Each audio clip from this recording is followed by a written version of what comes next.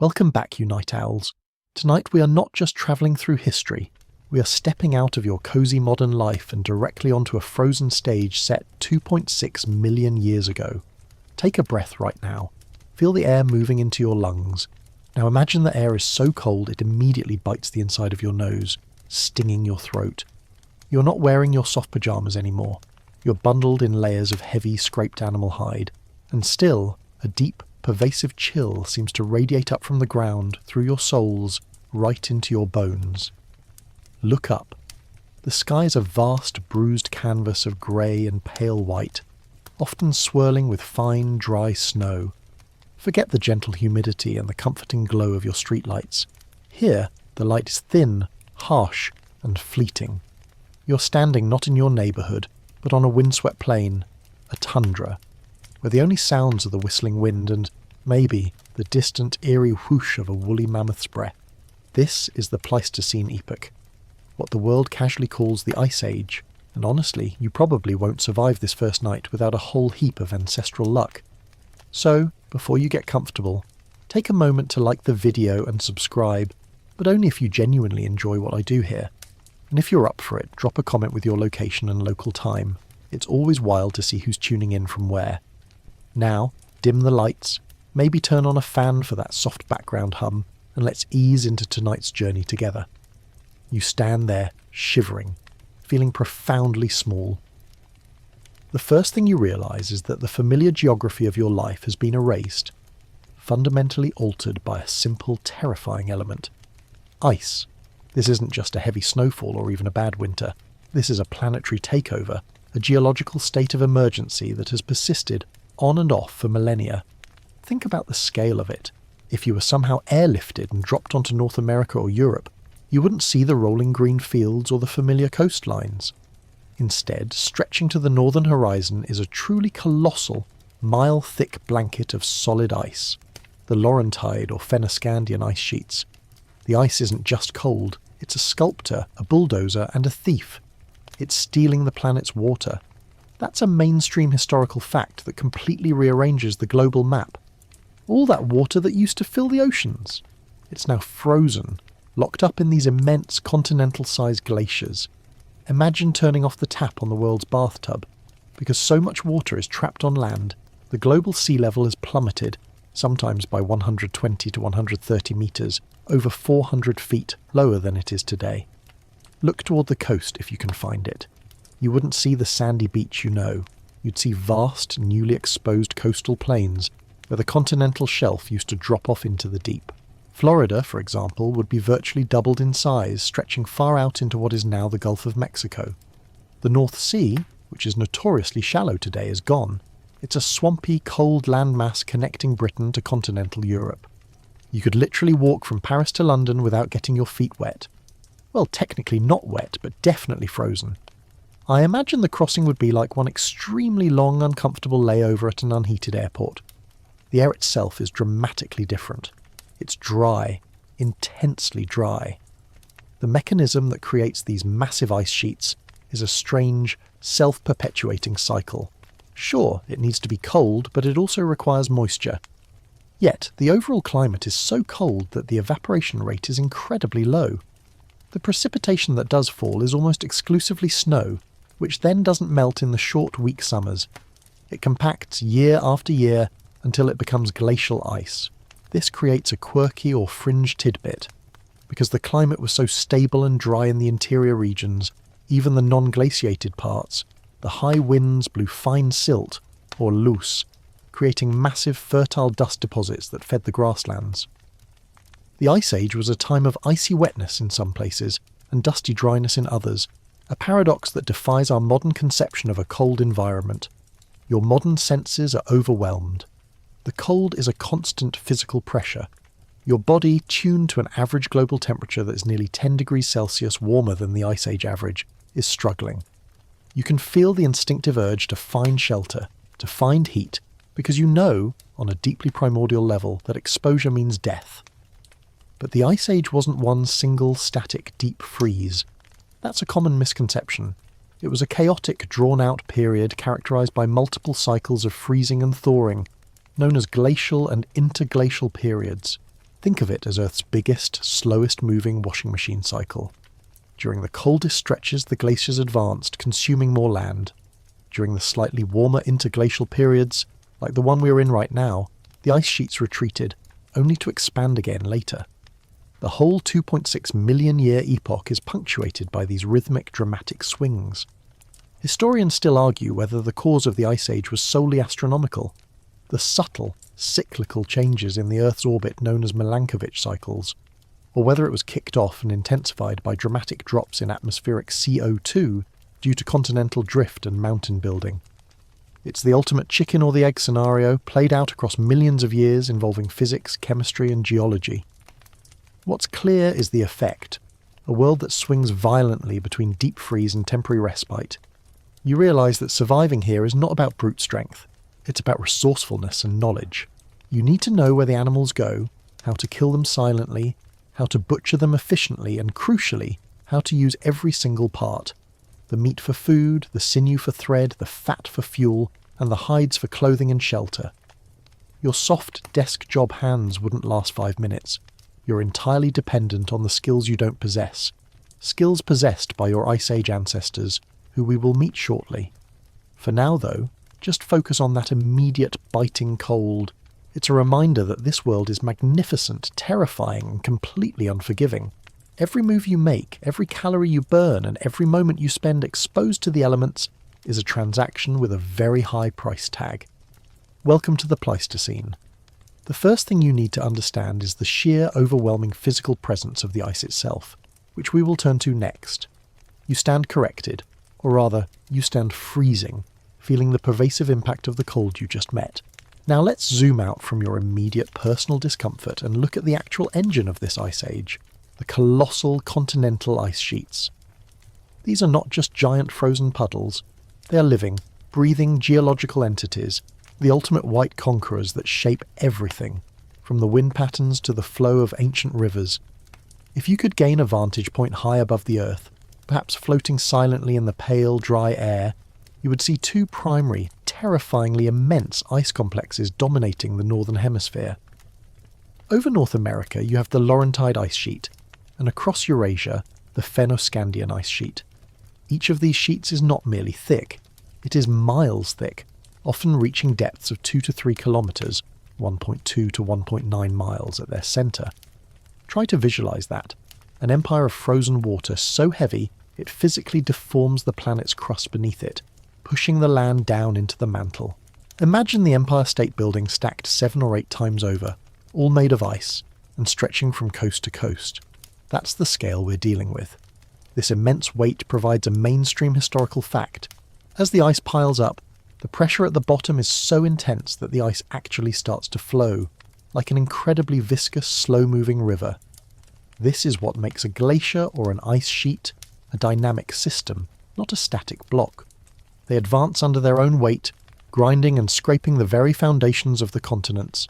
As you walk, or rather stumble and slide across the landscape, you are traversing land that has been fundamentally reshaped by this slow, inexorable movement. Look at the ground beneath your feet.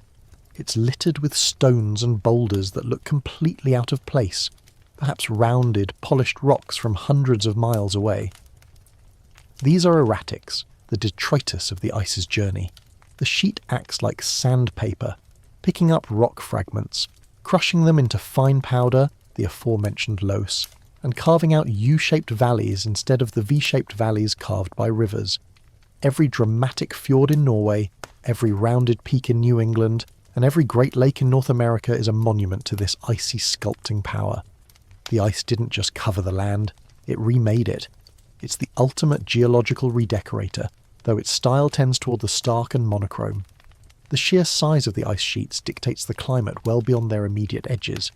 They are immense reflectors of sunlight. Think of a giant white mirror covering a third of the northern hemisphere. This albedo effect, the reflection of solar energy back into space, is a crucial feedback loop, maintaining and intensifying the cold. It's a quirky or fringe tidbit of climatology. The presence of the ice actually helps create the conditions that keep the ice there.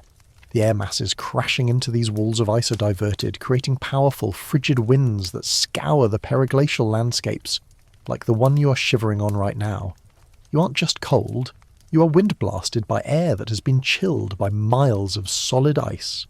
Now let's talk about the terminus, the very edge of the ice. This is not a neat line drawn on a map. It's a messy, turbulent zone of meltwater, moraines, piles of rock and sediment bulldozed by the ice, and surging temporary rivers.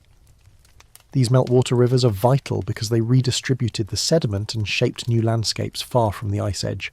But they also created brutal, fast-changing conditions for your ancestors. A river that is crossable one day might become a torrent the next, simply because a chunk of the ice sheet calved or a temporary glacial lake breached. Navigating this world demands an expert, almost obsessive awareness of weather and water flow. The relationship between the land and the ice presents a massive problem for geologists, and one that historians still argue whether the pace of deglaciation was primarily smooth and gradual, or marked by abrupt catastrophic events.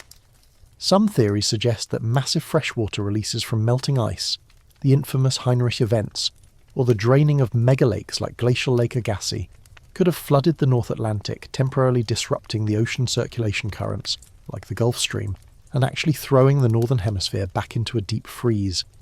It's a terrifying possibility. The warming trend that ends the Ice Age could, paradoxically, trigger a final brutal cold snap. Climate change, even in the deep past, was a roller coaster, not a gentle slope. Standing on this vast, scraped-clean landscape, you can appreciate the sheer power of water in its frozen state. It has stolen itself from the oceans, remade the continents, and dictated the course of evolution and human migration. Remember that discussion about the dramatically lowered sea levels in the last section? It's all connected. The water is gone because it's here, miles above your head, slowly marching south. The ice sheets determined where life could thrive and where it could not. Directly under the ice? Forget it. Life is purely bacterial, if that. But immediately adjacent to the ice, the periglacial zone is a unique and surprisingly vibrant world. The proximity to the ice creates a constant source of cold, but also meltwater and nutrients. The fine loess dust blown off the ice-scoured land and deposited elsewhere creates some of the most fertile soils in the world when finally thawed. It's an interesting reversal of fortune. What the ice destroys in one area, it unwittingly enriches in another. This cold but productive zone is the home of the specialised ecosystem we call the Mammoth Steppe, which we will explore soon. You have now internalised the cold and recognised the physical scale of the ice. You understand it's not just a seasonal chill, but a continental engine of change. The pressure of the ice is now transferred to your mind. How do you deal with a landscape that is constantly shifting, shaped by miles of moving ice, battered by freezing winds, and subject to dramatic, sudden climatic reversals? You realise your ancestors must have been incredibly hardy and adaptable, masters of improvisation in a world that never offered guarantees. Next, we must delve deeper into the ground beneath your feet, because below the surface of the periglacial zone lies another massive silent geological feature, one that perfectly preserves the secrets of the past and poses unique challenges to the present: permafrost. You've felt the surface cold, witnessed the terrifying scope of the ice sheets, and now, as you take a tentative step across the seemingly solid ground in this periglacial zone, you realise the cold runs deeper than the air or the ice itself. You're treading upon a silent, massive feature of the Ice Age world: permafrost. Permafrost is, quite simply, ground that remains at or below 0 degrees Celsius for at least 2 consecutive years. But in the heart of the Pleistocene, this wasn't just a shallow layer, it was an extensive, deep and utterly unforgiving foundation that spanned enormous areas, vast swathes of Siberia, Alaska, and the northern reaches of Eurasia and North America, extending far south into regions that are temperate today. In some places, this frozen layer plunges down hundreds of meters, representing continuous, uninterrupted freezing for hundreds of thousands of years. Imagine trying to drive a stake into the ground or dig a simple latrine. You can't. The ground is literally rock-solid concrete, permeated with ice wedges and lenses, making any form of construction or even simple movement immensely difficult. The surface layer, the active layer, might thaw slightly during the short, weak summer, creating a boggy, mosquito-ridden mess, but just a foot or two down, you hit the eternal frozen block. This is a mainstream historical fact that dictated settlement patterns and hunting movements for your ancestors. You couldn't dig wells, you couldn't bury supplies deep, and you certainly couldn't farm even if the climate was suitable for plants.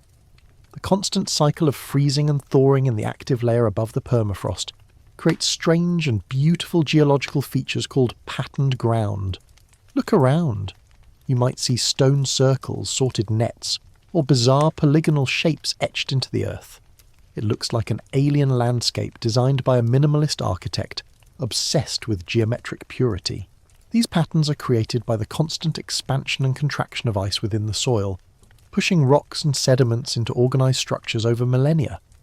It's a quirky or fringe tidbit, a mesmerising demonstration of the slow, relentless power of ice to organise chaos, turning random piles of dirt and rock into geometrically perfect designs. The incredible depth and longevity of the permafrost act as Earth's deepest freezer, and this is where the truly mind-boggling revelations of the Ice Age are found. Within the permafrost, time is suspended.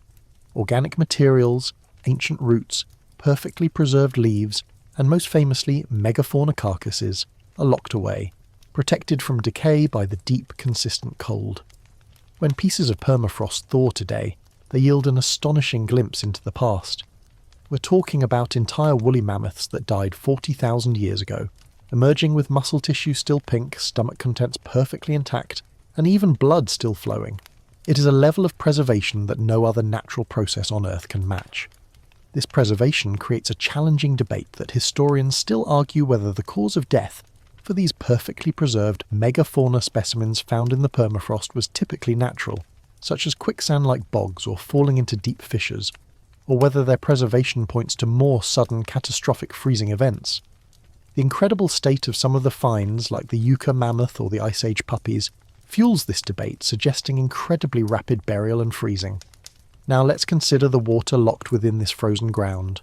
Permafrost is not dry soil. It is ice-rich soil. As the climate slowly changes, and the Ice Age finally transitions into our current interglacial period, this deep freeze is beginning to thaw. The consequences are far-reaching. Imagine the structure of a house built on ground that suddenly turns to mush. It collapses. During the thawing process, the ground subsides, creating sinkholes and dramatically changing the hydrology of the landscape, a process called thermokarst. This instability would have been a constant hazard for your ancient ancestors, making travel and the establishment of semi-permanent camps a geological gamble. More profoundly, the permafrost holds vast quantities of organic carbon, dead plant and animal material that was frozen before it could decompose. Current estimates suggest the permafrost contains twice as much carbon as is currently in the atmosphere. When it thaws, this organic matter decomposes, releasing powerful greenhouse gases, primarily methane and carbon dioxide, creating a potent natural feedback loop that can accelerate warming. It's a historical drama playing out right now, but its roots are entirely in the deep freeze of the Ice Age. The Ice Age is, quite literally, giving up its ghosts, and they come in the form of greenhouse gases. The stability of the permafrost then was essential to the rest of the ecosystem, the mammoth steppe. The cold, dry periglacial climate supported this bizarrely rich, unique grassland. The permafrost acted like a geological barrier, preventing large trees from establishing deep roots and dominating the landscape. Because of the shallow root systems and the immense pressure of the grazing herds, trees couldn't gain a foothold, allowing grasses, sedges and forbs, flowering plants, to flourish. This created a highly productive, continuous carpet of vegetation, a hay factory of sorts, that could sustain the enormous populations of megafauna that gave the ecosystem its name. You are standing at the foundation of the Ice Age world. The permafrost is the silent, cold bedrock that defines the terrain, preserves the past and limits the options for human life. You need to respect it, because if you don't, you might find yourself slipping into a sudden muddy sinkhole, or worse, disturbing a millennia-old microbe that no one, least of all you, wants to meet. Survival here depends on reading the ground as much as reading the sky. Next, let's lift our gaze from the treacherous ground and explore the incredible, sprawling environment that this permafrost foundation supports, the legendary and unexpectedly vibrant mammoth steppe. You have the cold in your lungs and the hard, frozen earth of the permafrost underfoot. Now, lift your gaze and take in the sheer, staggering immensity of the mammoth steppe. This isn't the barren, icy wasteland your modern imagination pictures when it hears Ice Age. It is in fact an ecosystem of colossal scale, covering about 1/3 of Earth's land surface at the glacial maximum, stretching from Spain, across Eurasia, over the Bering Land Bridge, and deep into North America. It was the most extensive terrestrial biome in history, a vibrant, sprawling, and paradoxically highly productive cold grassland. This environment presents a crucial mainstream historical fact that completely overturns the frozen desert stereotype. The mammoth steppe was a hyper-productive environment. It was not a tundra, which is typically waterlogged and species poor. Instead, it was a unique combination of high altitude-like dryness, wind-blown soils, and incredibly low temperatures, which paradoxically favoured grasses, sedges, and nutrient-rich forbs, flowering, non-grass herbaceous plants. The dryness, coupled with the constant grazing and trampling by massive herds, prevented trees from establishing deep roots, maintaining the open, continuous grassland. Think of it as a vast, natural cold hay factory, perfectly engineered to feed giants. Step forward. The air is dry and the wind is sharp, but the ground is firm, often dusted with that fine, wind-blown silt we called loess. The vegetation is short, dense, and packed with nutrients. The sunlight, though weak, is plentiful, and the cold keeps the plants from rotting, allowing nutrients to recycle directly back into the root systems rather than being locked up as deep peat. You see fields that stretch to the horizon, not green like summer fields, but a golden-brown, rustling expanse, perpetually grazed down to a short stubble. The steppe's immense productivity is a quirky or fringe tidbit of paleoecology. It was a kind of biological anomaly. Modern tundras and steppes are nowhere near this rich. Scientists hypothesize this high productivity was due to a positive feedback loop involving the megafauna themselves. The constant action of the herds, their manure adding fertilizer, their trampling breaking up the snow to expose forage, and their grazing stimulating new growth, kept the ecosystem running at peak efficiency. It was a massive, mobile, self-sustaining ranch. The animals didn't just live on the steppe, they were essential maintenance workers for the steppe. Without the mammoths, bison, and horses keeping the grass short and the ground aerated, the landscape might have rapidly devolved into a less productive boggy tundra. You hear a sound now, a low rumble that vibrates through the very soles of your hide boots. It's not thunder, but the movement of thousands of hooves and massive padded feet. This is the habitat of the megafauna, and you are surrounded by them. The steppe is a dizzying, terrifying concentration of life. Imagine the Serengeti today, but populated by creatures 3 to 4 times the size, covered in shaggy, insulating fur. You see herds of woolly mammoths, their enormous curved tusks designed like snowplows to clear the ground of snow for grazing. Alongside them are vast flocks of bison priscus, steppe bison, much larger and hardier than their modern relatives, and the shaggy woolly rhinoceros, a creature whose very existence seems like a fever dream.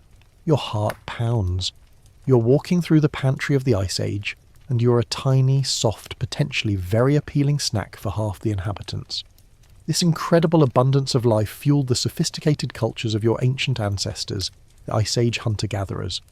Their success was entirely tied to tracking and exploiting these massive herds. Finding a single mammoth could provide thousands of pounds of meat, gallons of fat for fuel and insulation, bone for tools and structural beams, and hide for clothing and shelter. Hunting was a necessity, but it was also a complex, communal, highly strategic endeavour that required deep environmental knowledge. You needed to know the migration routes, the watering holes, the subtle changes in the wind, and the exact weaknesses of a 10-ton animal protected by thick hide and a layer of insulating fat. The question of why this amazingly successful ecosystem vanished is a subject of intense debate, and one that historians still argue whether the end of the mammoth steppe was caused primarily by climatic changes, namely increased warmth and moisture, allowing shrubs and trees to invade and outcompete the grasses, or whether it was due to the extinction of the megafauna, the engineers of the steppe, by human overhunting, which allowed the ecosystem to collapse. It's likely a combination of both, a fatal synergy where a changing climate put the system under stress, and the skilled, rapidly multiplying human hunters delivered the final blow to the keystone species. As you navigate this vibrant but dangerous landscape, you're witnessing an environmental tragedy in slow motion. This highly specialised, immense grassland, which dominated the globe for millions of years, is destined to vanish almost entirely, replaced by the forests, bogs, and modern prairies you know. The plants and animals here are adapted to a particular set of conditions, extreme cold and dryness, and they will be unable to cope with the rising temperatures and the increased precipitation that will inevitably follow the retreat of the great ice sheets. For now, though, you are entirely dependent on it. The steppe is your supermarket, your hardware store, and your wardrobe. But it is also a minefield of unpredictable dangers. The very sight of the herds reminds you that where there are immense populations of prey, there are equally terrifying populations of predators. You must keep your wits about you, because hiding among the swaying grasses and the low icy hills are the true rulers of this landscape, the apex predators. The low rumble of the mammoth steppe is now a thundering reality. You stand among the giants, surrounded by the incredible spectacle of the megafauna, the quintessential residents of the Ice Age.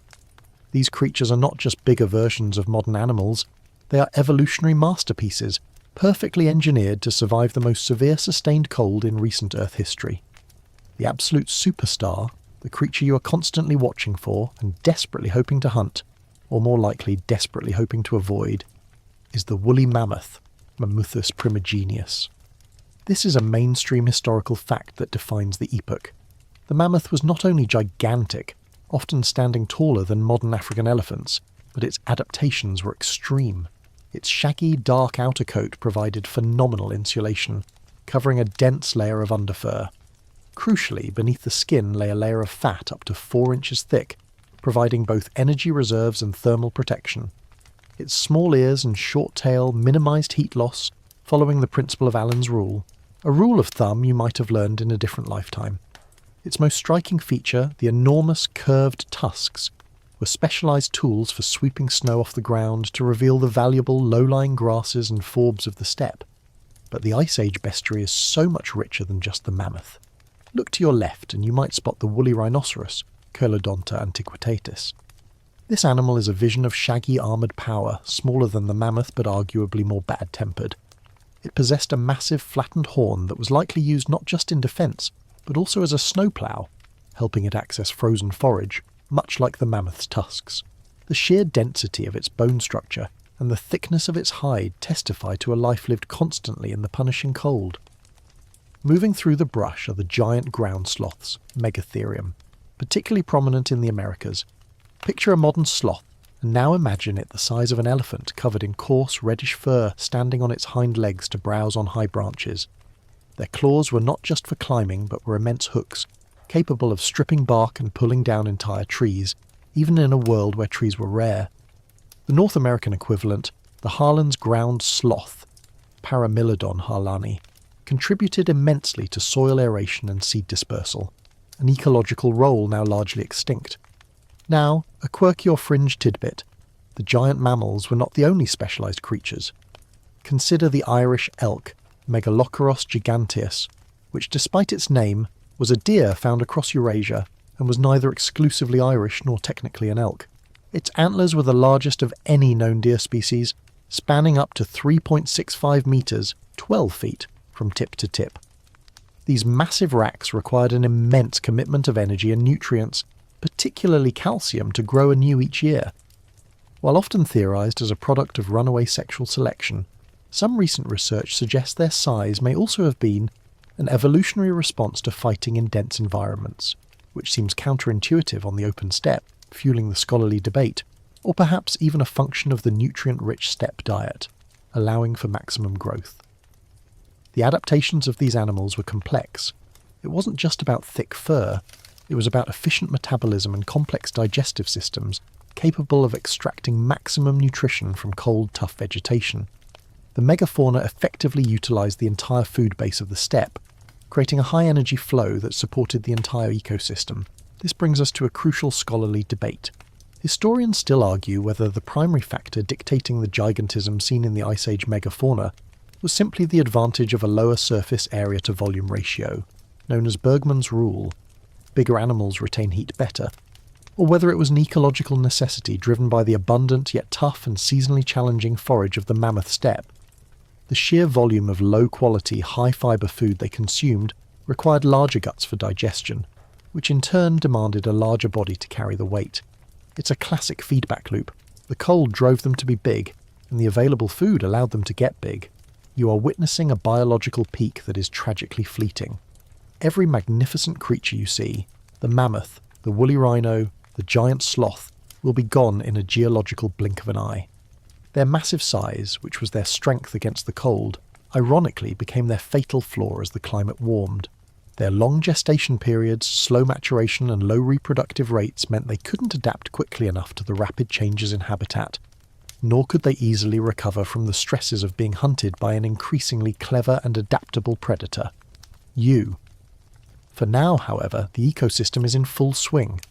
You must move carefully, aware that the very creatures you depend on for life, the massive bison and the slow-moving mammoths, can crush you without even noticing. Their presence also signals the location of other, more intentional dangers. Where the prey moves, the hunters follow, and the next threat you will encounter is faster, more silent, and far more focused on taking your life, the apex predators. You've stood among the massive herds, felt the ground shake with their passing, and now you must confront the grim reality of the mammoth steppes food chain. Where there is vast prey, there are even more formidable predators. Your survival, and the survival of your small vulnerable human group, hinges entirely on your ability to outsmart, outrun, or simply avoid these relentless specialized killing machines. The most notorious Ice Age carnivore, the one that embodies the brutal efficiency of the epoch, is the saber-toothed cat, Smilodon fatalis. This is a mainstream historical fact that evokes instant terror. Smilodon wasn't built for a long chase. It was an ambush predator, a specialist designed for a single overwhelming strike. Its build was incredibly stocky and muscular, more like a bear than a modern cat, suggesting it tackled and pinned its colossal prey, often young mammoths or ground sloths, using sheer brute force. Its infamous elongated canine teeth were brittle, and would only be deployed after the prey was immobilized, used not for tearing, but for delivering a swift, deep, and fatal wound to the throat or abdomen. Imagine a shadow moving in the tall, dry grasses. You catch a glimpse of a short tail, immense shoulders, and a head almost too large for its body. That is Smilodon, and it operates with terrifying patience and focus. The danger isn't that it will chase you for miles, the danger is that it will simply be there, waiting at the watering hole or a narrow pass, ending your life in a silent, explosive moment of violence. Equally terrifying, though perhaps less theatrically equipped, is the dire wolf, Enosiondirus. Unlike the Smilodon, which favoured massive solitary kills, the dire wolf was a pack hunter, preying on the vast herds of bison, horses, and camels that crisscrossed the steppe. Dire wolves were heavier and had a more robust jaw and crushing teeth than their modern relatives, perfectly adapted to dispatching tough, powerful prey and crushing massive bones for marrow. When you hear the chilling, drawn-out howl across the frozen plain, you know that a disciplined, coordinated group of hunters is nearby, and they see a vulnerability in anything that moves alone. And then there is the cave lion, Panthera spelaea, the largest cat that ever lived, significantly bigger than the modern African lion. The cave lion was ubiquitous across Europe and Asia. Unlike their African descendants, they are not typically depicted with manes in cave art, suggesting different social dynamics or thermal adaptations. They were fast, immense, and likely targeted horses, young bison, and perhaps even the occasional wandering human. You need to keep your eyes peeled for their tracks, which are the size of dinner plates leading into the shadows of rock outcrops.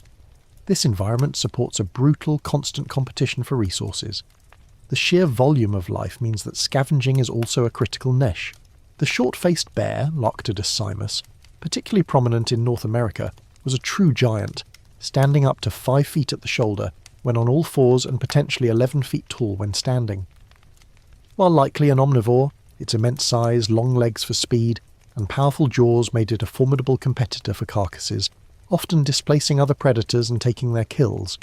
You want to avoid one of these at all costs as they are not easily deterred. Here's a quirky or fringe tidbit. The fierce competition for megafauna carcasses meant that sometimes the smaller, faster predators got incredibly lucky. We have evidence from archaeological sites suggesting that the Ice Age spotted hyena, Crocuta spelaea, often scavenged the remains of human kills, forcing our ancestors to become exceptionally efficient at butchering and hiding the meat. It was an interspecies competition where a human could spend 2 days felling and processing a mammoth, only to have the entire effort threatened by a pack of patient, powerful hyenas waiting just out of torchlight. The success of these predators, however, raises a fundamental question that historians still argue whether the dominance of the saber-toothed cat over the dire wolf in certain regions was dictated primarily by the specific type of megafauna available. Smilodon targeting slower, heavier prey like sloths and dire wolves, favouring faster ungulates like bison, or whether their territories were defined more by a direct physical competition between the two species for overlapping niches. The fossil record suggests a complex partitioning of resources that allowed both formidable hunters to thrive simultaneously. For you, the small, soft-skinned human, the presence of these predators necessitates constant vigilance and collective action. You cannot hunt alone, you cannot wander far from the group, and you must master the ancient skills of reading sign, distinguishing a fresh track from an old one, recognizing the scat of a bear, and knowing the direction of the wind to prevent your scent from carrying. You're not at the top of this food chain yet. In fact, you are a relatively new entrant, a highly skilled cooperative hunter, yes, but still physically disadvantaged compared to the immense power surrounding you. The ultimate strategy for human survival in this brutal landscape is not just hunting, it is cooperation and technology.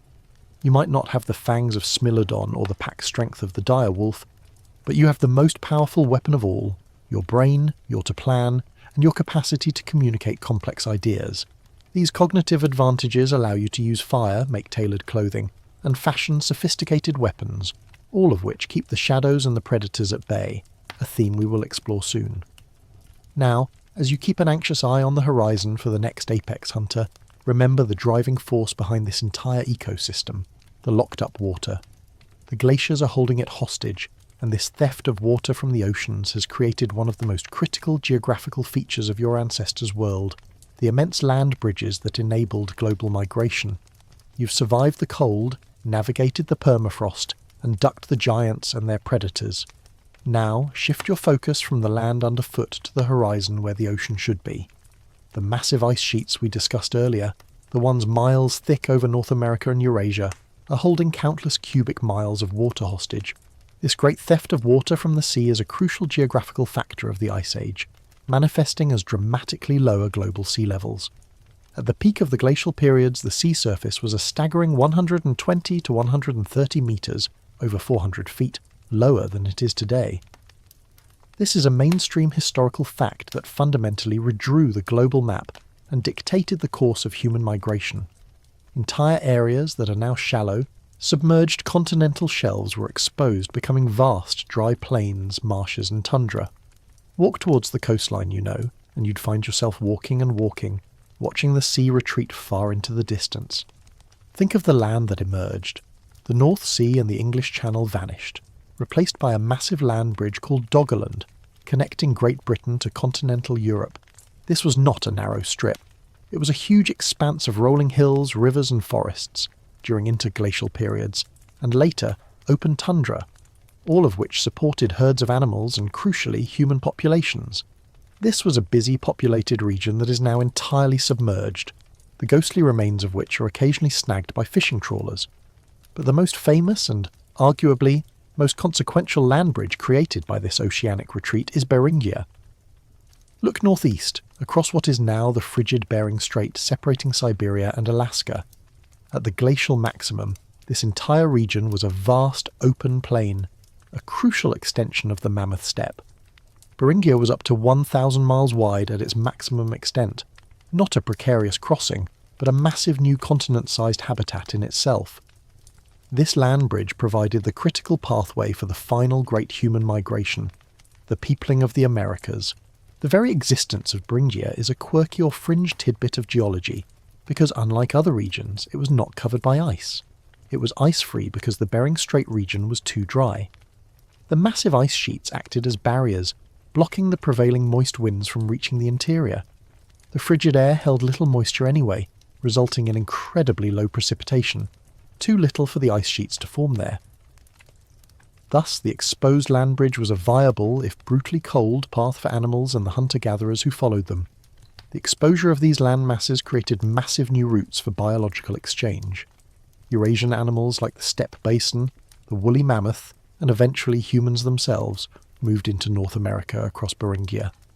In the opposite direction, North American creatures like the camel and the horse, which later went extinct in the Americas before being reintroduced by Europeans, could move west.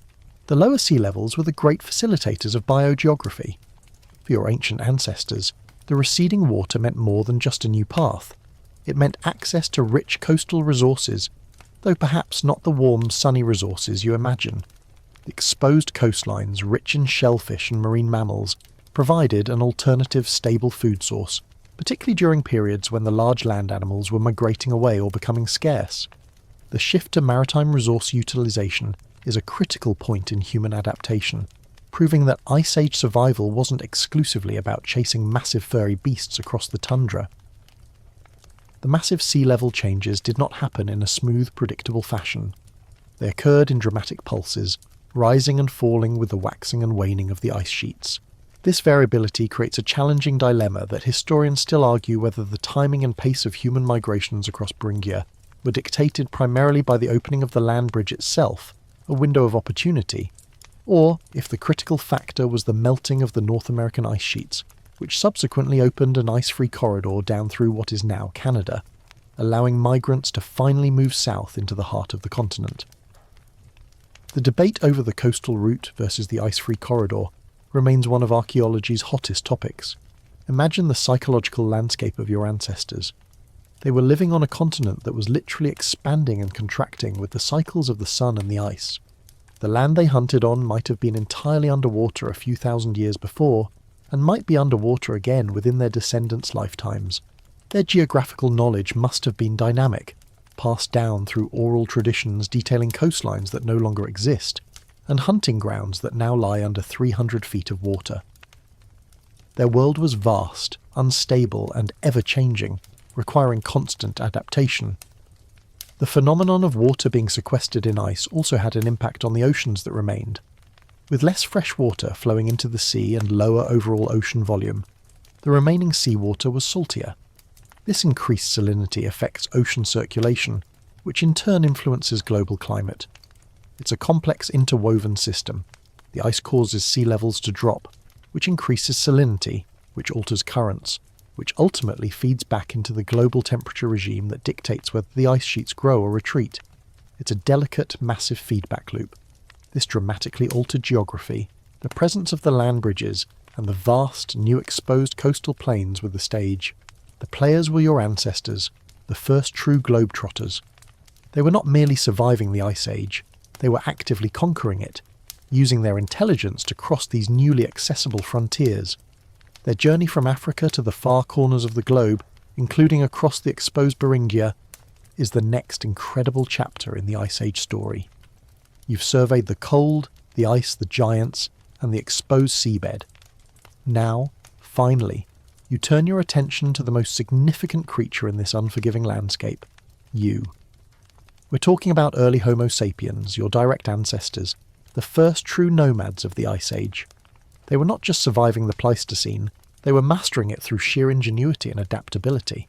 It's a mainstream historical fact that while other hominids like the Neanderthals also inhabited parts of Eurasia, during this period it was Homo sapiens who possessed the unique combination of cognitive flexibility, complex language, and technological sophistication that allowed them to successfully colonize virtually every environment on Earth, including the brutally cold steppe.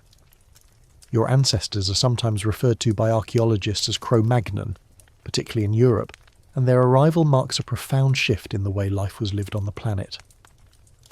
Imagine your small group now, maybe 30 people strong, trudging across the wind-scoured plains. You're constantly moving, following the massive herds of bison and mammoth. This necessity defines your existence, nomadism. You're bound to the migration patterns of your prey, never staying in one place for too long. Everything you own must be portable, utilitarian, and easily replaced or repaired. This is a life lived constantly on the knife edge of caloric expenditure and intake. A bad hunt, a sudden freeze, or a single sickness could mean the end of your entire family unit. Look at the tools you carry. Unlike the older, relatively simple stone tools of earlier hominids, yours are highly specialised and efficient. You utilise the Upper Paleolithic tool industry, characterised by the use of blades, long, thin stone flakes struck from a prepared core. These blades were then fashioned into a variety of composite tools, meaning tools made of multiple parts. Think of a spear thrower, or atlatl, which is a lever that dramatically increases the power and distance of a thrown spear, turning a heavy hunting implement into a precision weapon capable of felling a woolly rhino from a relatively safe distance. This technological leap is the great equalizer against the megafauna. Your intelligence isn't just about making better tools, it's about social organisation. Unlike solitary predators, you hunt as a coordinated unit. The ability to plan a hunt several days in advance, to communicate the location of a trap or a kill zone, and to execute a complex strategy involving multiple individuals is the key to bringing down a 10-ton mammoth. This level of cooperation requires sophisticated language and an understanding of abstract concepts like time, probability, and risk assessment. You rely on the accumulated wisdom of the elders and the specialised knowledge of the best trackers. Now, here's a quirky or fringe tidbit that showcases this technological finesse. Your ancestors were among the first people to widely use needles carved from bone, with tiny, expertly drilled eyes. This seemingly small innovation is monumental. It proves the existence of tailored clothing. Instead of simply draping animal skins over your body, you're wearing clothes meticulously cut and sewn to fit the human form. This creates sealed seams and multiple insulating layers, dramatically reducing heat loss and allowing you to survive in temperatures that would kill a person in simple wraps. This level of thermal efficiency is arguably as crucial to your survival as the spear thrower. It's what allowed humans to thrive far north of the Neanderthals' typical range. The importance of this cold weather adaptation leads to a persistent question.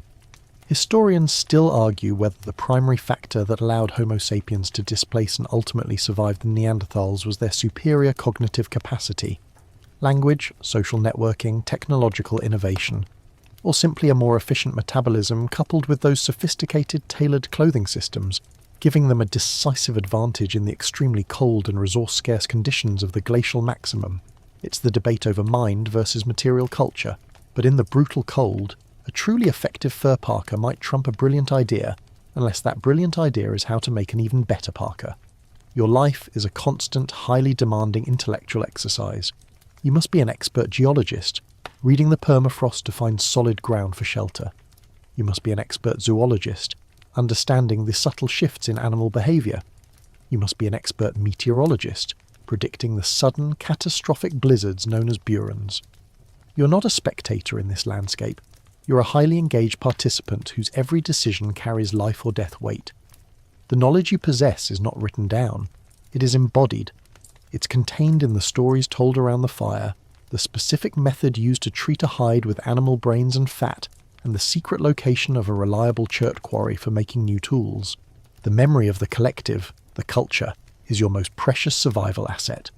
Without the group, you're utterly lost and dead within days. As you look around your temporary encampment, a cluster of wind-breaking screens and low shelters, you realise that despite the relentless struggle, your ancestors were not just miserable frozen automata. They had art, ritual, and a rich inner life. They were beginning to paint and carve the world around them, recording their successes, their fears, and their spiritual beliefs. This cultural sophistication, born out of the relentless pressure of the Ice Age, is what sets your species apart and fuels the next critical step. The mastery of fire and shelter, the technologies that turn the frozen wilderness into a habitable home. You've witnessed the intelligence and coordinated efforts of your Ice Age ancestors, the first true nomads. Their survival hinged not just on tracking a mammoth across the steppe, but on a deeper, more fundamental mastery of the environment, specifically their complete conscious control of fire and shelter. These are the twin pillars that turned a hostile, unlivable wilderness into a place where Homo sapiens could thrive globally. Think about fire first. It's a mainstream historical fact that while earlier hominids had opportunistically used fire, it was during the Ice Age that Homo sapiens perfected its reliable manufacture and maintenance. You don't just rely on finding a lightning-struck tree, you carry the ability to create fire with you. This involves complex knowledge of tinder, friction, and heat, passed down through generations. perhaps using a bow drill or a percussion method with iron pyrite and chert. The ability to reliably ignite a flame means you're no longer a victim of the cold, you're a master of it. The immediate benefits of fire are obvious: warmth and light. A roaring fire in a shelter can keep the internal temperature dramatically higher than the outside air, offering a precious zone of respite from the -40 degrees Celsius outside. The light extends your day, allowing for tool repair, clothing production, and social interaction long after the weak, brief sun has set. But fire is also your protection. No predator, not the saber-toothed cat nor the short-faced bear, willingly approaches a dancing, unpredictable flame. It is your ultimate perimeter defense, your silent, invisible guard dog against the hungry night. Beyond warmth and light, fire enables two critical transformations. First, it allows for the cooking of food. Cooking makes meat easier to chew, significantly safer to consume by killing parasites, and most importantly for survival in a calorically demanding environment, it fundamentally increases the bioavailability of nutrients. A cooked meal is a more efficient energy source, providing more calories for less digestive effort, which is essential when every calorie counts towards staying alive. Second, fire is crucial for toolmaking. It allows you to harden spear tips, and eventually to work materials like bone and antler, making them easier to shape into those fine needles and specialized weapons we discussed. Now, look at the shelter. Your structures are not casual lean-tos, they are architectural responses to the deep cold. The most ingenious and enduring structures of the steppe are the mammoth bone houses, particularly found in sites across Ukraine and Russia. Imagine arriving at a new spot and, instead of chopping down non-existent trees, using the massive bones of your primary prey. These houses use dozens of mammoth skulls and long bones, femurs, tibias, to form the foundation and frame, with intertwined tusks often creating the dome-shaped roof structure. The entire construction was then covered with hides, sod, and sometimes further insulating layers of snow. This mammoth bone architecture is a quirky or fringe tidbit of archaeology because it demonstrates the ultimate level of resource recycling and ingenuity. Every part of the mammoth was used, right down to the bones forming the literal roof over your head. It shows that human survival was not just extractive, it was symbiotic with the megafauna. You didn't just eat the mammoth, you lived in the mammoth. This constant reuse of materials reduced the need for the scarce wood that was so valuable for tool handles, and, of course, fire. The construction of these complex, often semi-subterranean shelters required communal effort and shared knowledge, mirroring the cooperative nature of the hunt. It suggests a high degree of social cohesion and long-term planning. You wouldn't build a massive mammoth bone house unless you planned to stay in the region for a substantial period, perhaps through the brutal winter, or unless the knowledge was so standardized it could be rapidly deployed. The question of these settlements leads to a core scholarly debate. Historians still argue whether the complex large mammoth bone structures signify a move towards sedentary or semi-sedentary life during parts of the Ice Age, suggesting hyperabundant resources allowed for less movement, or whether they were simply winter bases used repeatedly by highly mobile bands who would arrive, stay for the coldest months, and then vacate, carrying their most valuable possessions but leaving the massive bone frame for the next year. The pattern of resource use and the sheer size of some of these structures challenge the simple, always nomadic view of the Ice Age hunter. Regardless of the mobility debate, the combination of fire and engineered shelter radically reduced the mortality rate from exposure, especially among the most vulnerable, the very young and the very old. This survival allowed for the growth of larger, more stable social networks, which in turn facilitated the sharing of resources and the specialization of skills, further boosting your group's overall resilience. You realize now that the most valuable technology your ancestors possessed wasn't the sharpened stone, but the ability to harness and contain energy. The fire is a symbol of control, a tiny glowing sun that you carry through the endless cold. The shelter is the physical manifestation of that control, a microclimate you create against a vast hostile macroclimate. These two simple elements, fire and walls, are the fundamental innovations that guaranteed your species' successful colonization of the entire planet, setting the stage for the flourishing of their culture and art. You are warmed by the fire, protected by the mammoth bones, the immediate anxieties of the hunt and the cold temporarily held at bay. Now that the basic necessities of survival, food, fire and shelter, are secured, Your Ice Age ancestors, the first nomads, turned their attention to something far more abstract: culture and art. This is the moment you truly see the dawn of the modern human mind. Step away from the fire and into the deep, echoing darkness of a cave, perhaps the famous painted chambers of Lascaux in France, or Altamira in Spain, or maybe a lesser-known but equally significant site deep in the Ural Mountains. You carry a flickering tallow lamp, a piece of animal fat placed in a hollowed stone, casting dancing shadows on the rough limestone walls. What you witness here is a mainstream historical fact that utterly refutes the idea of the Ice Age human as a mere brute struggling for existence, a magnificent, breathtaking gallery of prehistoric art. The walls are covered with hundreds, sometimes thousands of images, primarily of the very animals that dominated their lives: woolly mammoths, bison priscus, cave lions, woolly rhinos, and wild horses. These are not crude scribbles. They are stunningly realistic, dynamic, and often colossal representations, painted with earth pigments: ochre, red, yellow, brown, and manganese dioxide or charcoal, black, mixed with water or animal fat. The artists use sophisticated techniques, exploiting the natural contours of the rock to give the animals a three-dimensional quality and a sense of movement.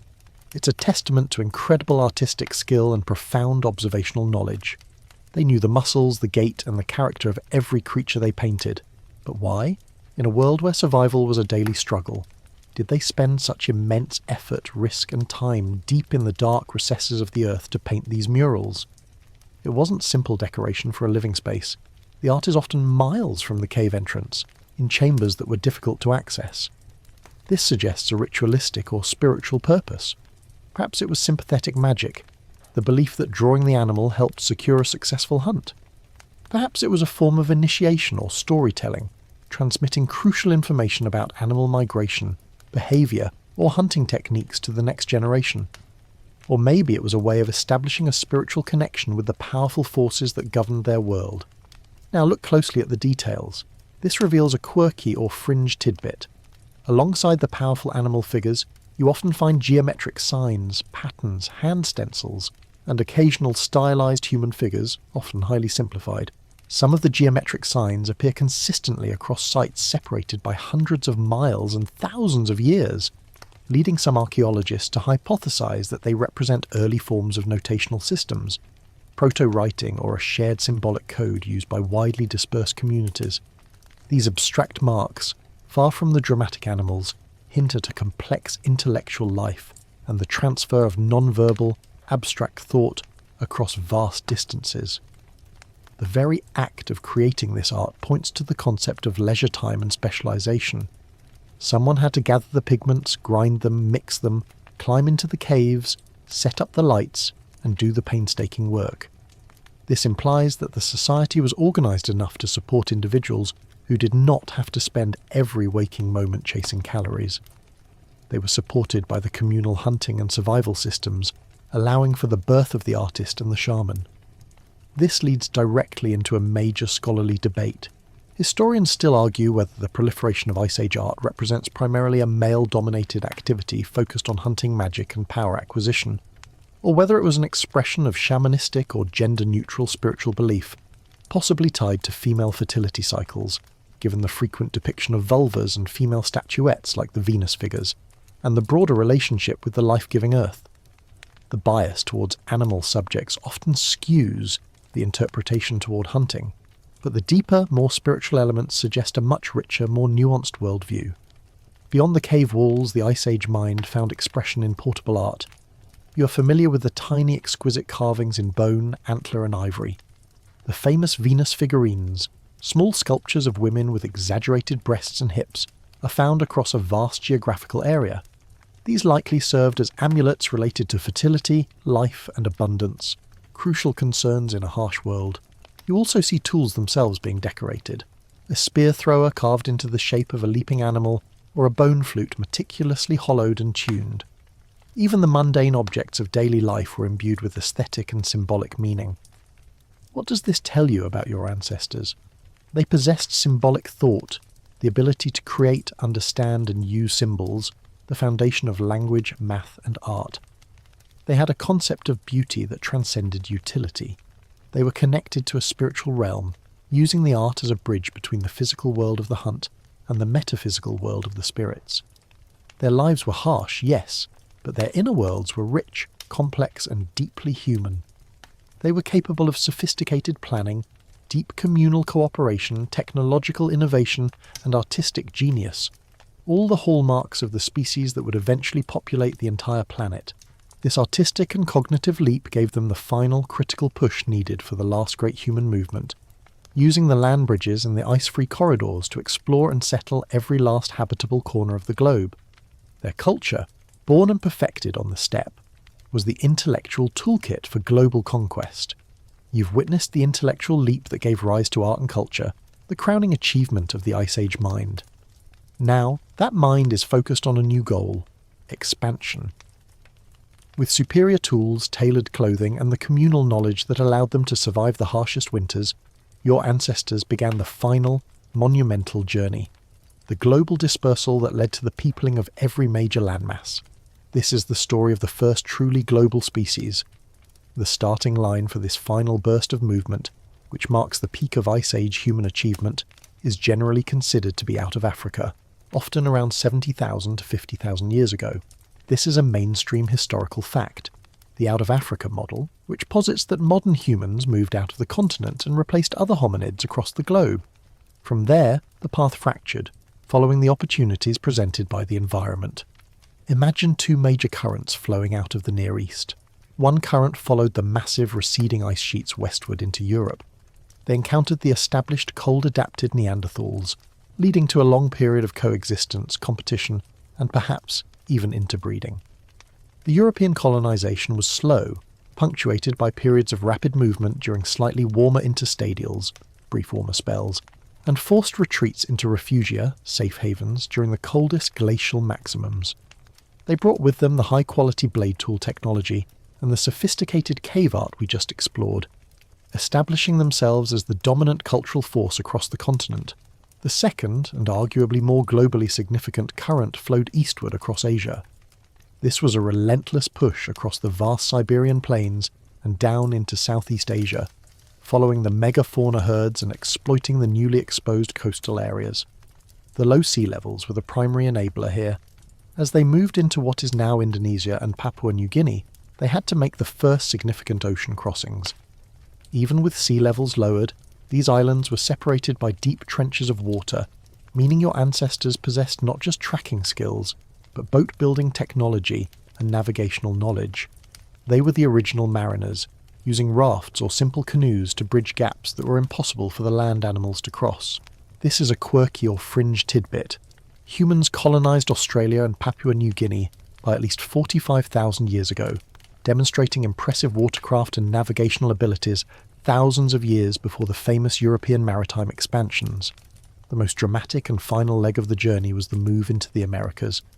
As we discussed, the exposed Beringia land bridge was the gateway, allowing populations to move from Siberia into Alaska. But crossing the bridge wasn't the final obstacle. To move south into the lush, unpopulated heart of the North American continent, they had to wait for a passage to open. This passage was the ice-free corridor, a massive gap that eventually developed between the Laurentide and Cordilleran ice sheets, running down through what is now Western Canada. This necessity of movement raises a critical point that historians still argue whether the initial entry into the Americas occurred through the ice-free corridor, an interior route which was geographically open later, maybe 13,000 years ago, or whether the first successful migrants followed a coastal migration route, using small boats to skirt the entire Pacific coastline down to South America, exploiting the rich marine resources that would have been exposed by the lowered sea levels. The discovery of sites like Monteverde in Chile, dated to 14,500 years ago, which is older than the traditionally accepted opening of the interior corridor, heavily supports the coastal route theory. The debate hinges on finding submerged evidence that is now, frustratingly, deep underwater. The impact of these migrations on the genetic map of humanity is profound. As small groups pushed into new territories, they became geographically isolated, leading to the development of distinct physical characteristics and cultural adaptations. The sheer scale of the journey required a sophisticated oral tradition to pass down geographical knowledge. the location of a reliable chert source 3 valleys over, the seasonal timing of a salmon run, or the precise moment the ice in a particular pass was safe to cross. These migrants were not simply following a predetermined route. They were explorers. They were making decisions based on incomplete information, taking immense risks, and pioneering new hunting and survival techniques tailored to novel environments, from the dry, high-altitude Andes to the dense, wet forests of the Amazon, which were drier and smaller during the glacial maximum, but still different from the steppe. The success of these migrations is the ultimate testament to the resilience and adaptability forged in the crucible of the Ice Age. The extreme pressure of the cold, the necessity of constant movement, and the competitive environment of the steppe created a species capable of solving any geographical or climatic challenge. You are literally a descendant of the world's greatest survivors, those who successfully navigated ice, sea, desert, and mountain ranges. As you conclude this journey across the ancient maps, you realise that the migrations were not just about geography. They were fundamentally tied to the larger rhythm of the Earth's climate. These massive human movements were possible only because of the climatic shifts that opened and closed the doors, the waxing and waning of the ice sheets themselves, a dynamic system that deserves a closer look. You've traversed the vast migration paths of your ancestors, movements that were not random but utterly dependent on doors opening and closing, the ebb and flow of ice and water. This grand choreography of human expansion was governed by the Earth's engine of deep time climate change, the glacial cycles. The Ice Age, or the Pleistocene epoch, wasn't one long static winter, it was a rhythmic oscillating system. This is a mainstream historical fact.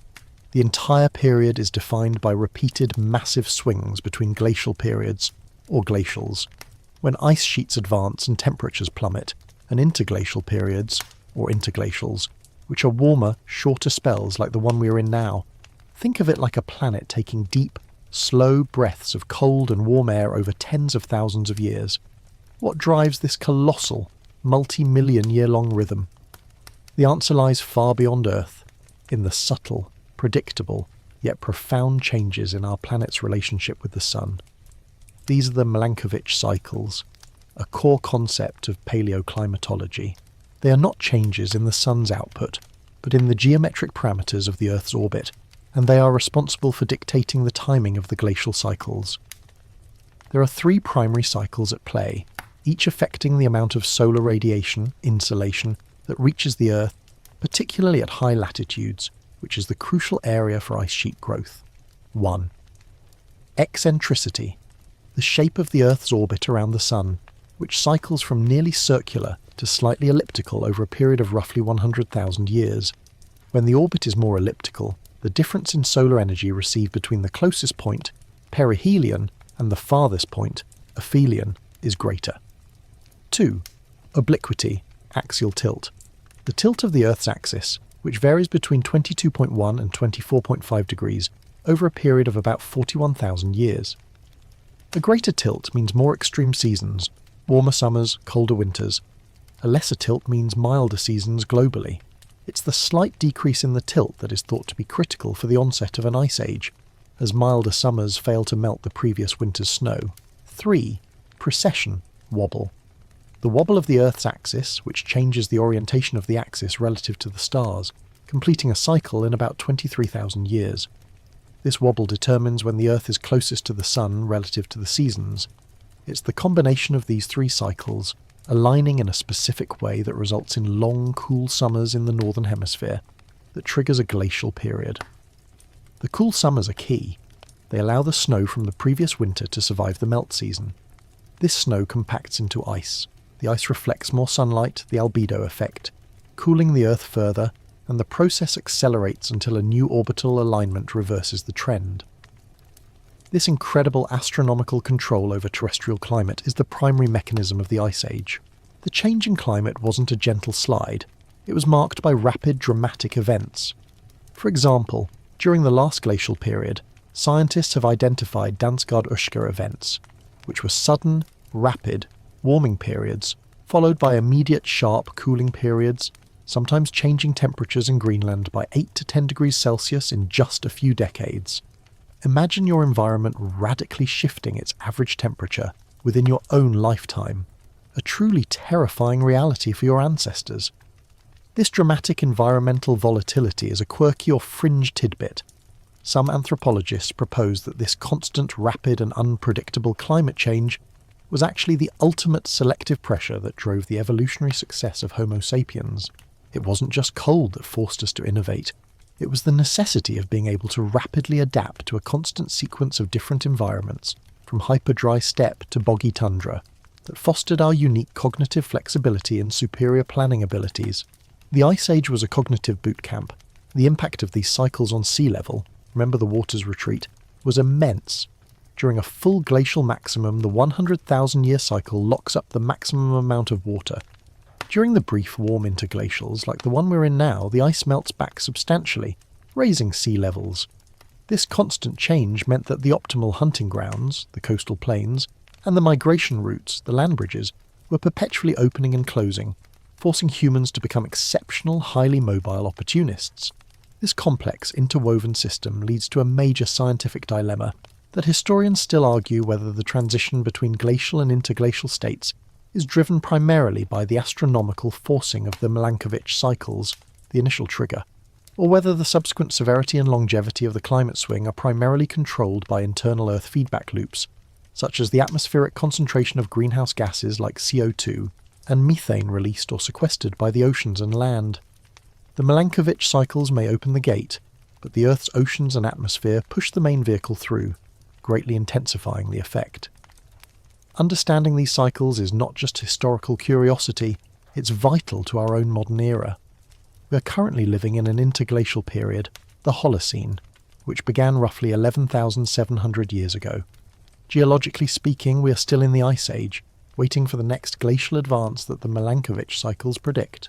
However, the massive release of greenhouse gases due to human activity is so profound that it has likely overridden the natural cycle, potentially postponing the next glacial maximum indefinitely.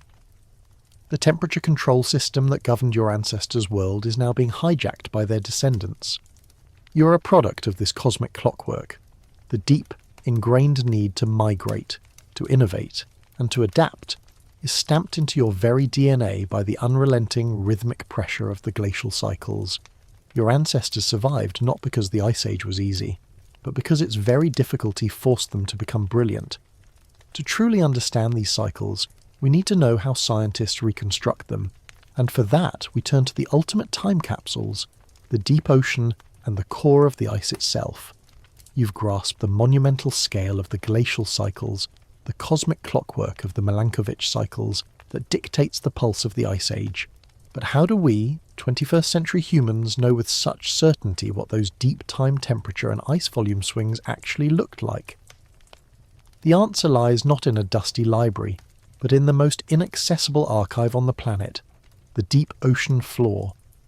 This is where science transforms from simple archaeology into advanced geochemistry. We need reliable, continuous records that stretch back millions of years, and the shifting, churning continents don't provide them. The stable, cold and slow-moving environment of the deep ocean, however, does. This is a mainstream historical fact. Deep-sea sediment cores are the world's most continuous and valuable record of past climate, acting as a massive geological hard drive recording every tremor of climatic change.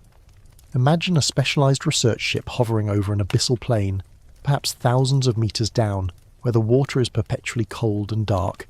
A long weighted tube is plunged into the muddy bottom, retrieving a cylinder of layered sediment that might be 50 or 60 feet long. Every millimetre of that core represents a layer of time, like the pages of a slow-motion book. The material that settles on the ocean floor, fine clay, dust blown from continents, and the tiny shells of dead marine organisms accumulates so slowly, often less than an inch every 1,000 years, that it provides an incredibly detailed time series. The secret to decoding this archive lies in those tiny shells, specifically the microscopic plankton known as foraminifera, or forams, and radiolarians.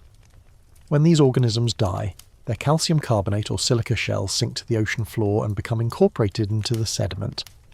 The chemistry of their shells is a perfect snapshot of the ocean water temperature and chemistry at the moment they were alive. The key analytical technique used here is measuring the ratios of oxygen isotopes, specifically oxygen 18, 18O, and oxygen 16, 16O.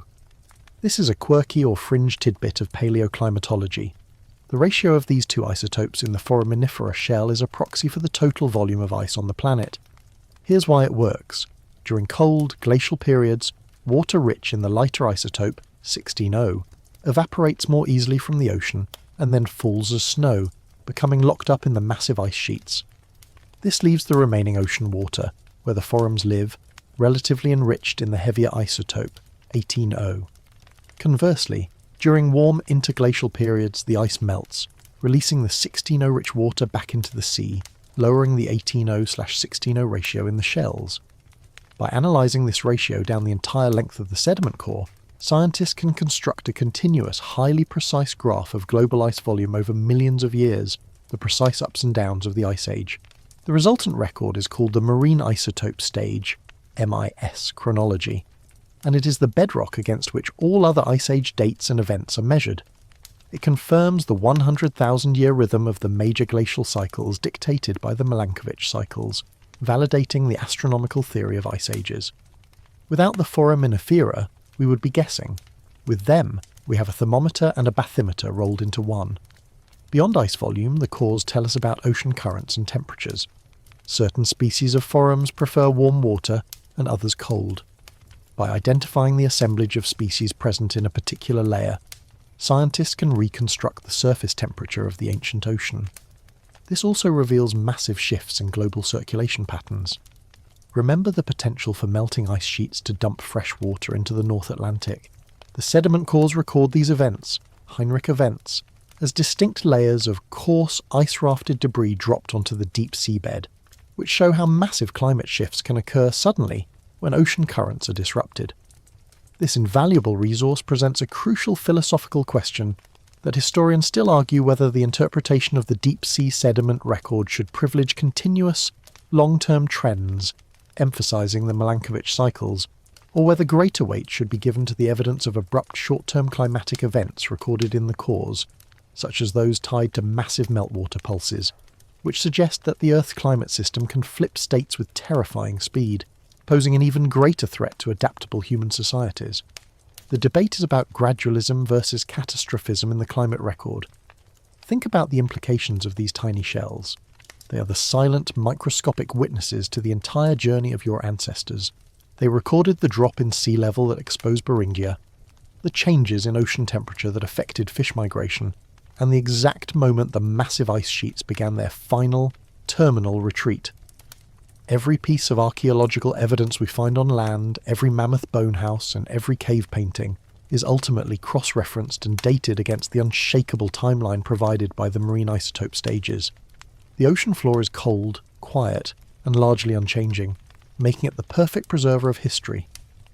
You're surrounded by the dust of ages, the remains of billions of creatures, all whispering the secrets of the deep past.